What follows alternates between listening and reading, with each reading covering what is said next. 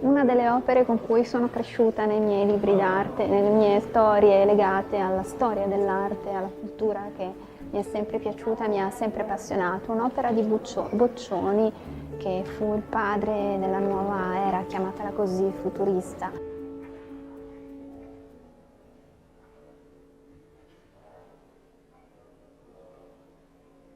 È stata rappresentata da lui in metallo proprio per rappresentare quella che era l'era industriale, e infatti si scorge alla fine del piede un martello che è legato al fatto del lavoro nell'era industriale, e tra l'altro ce n'è più di uno, sono diverse forme che ci ricordano questo, ma poi il fatto delle forme che non hanno forma, è un gioco di parole, è proprio legata alla diversità delle sfaccettature del lato emotivo delle persone, soprattutto in un periodo legato a quello della nuova era industriale, e questa la rappresenta in toto.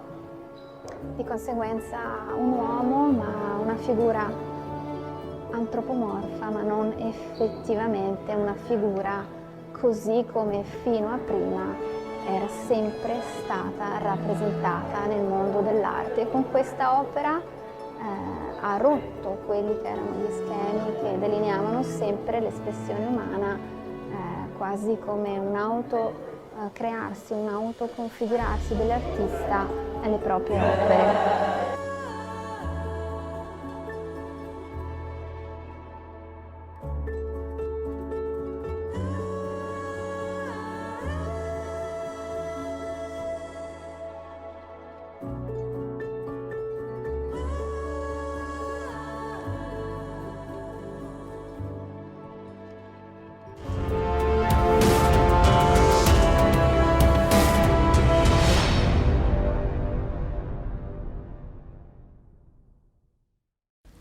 Ciao, sono Luna Stanford Marrone.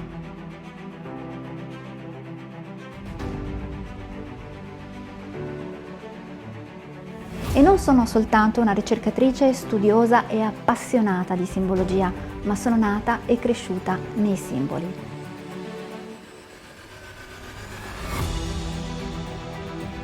Sì, perché già i miei nonni erano appassionati ricercatori, studiosi, architetti, ingegneri. Sono cresciuta in un ambiente che ha fatto sì che io potessi vedere quelli che sono i significati nascosti nei simboli. Mi sono appassionata al loro significato, che va oltre quello che noi vediamo. È un significato che raggiunge l'anima.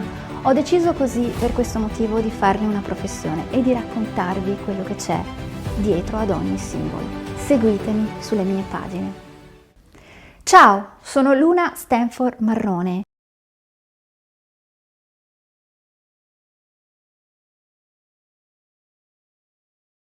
E non sono soltanto una ricercatrice studiosa e appassionata di simbologia, ma sono nata e cresciuta nei simboli.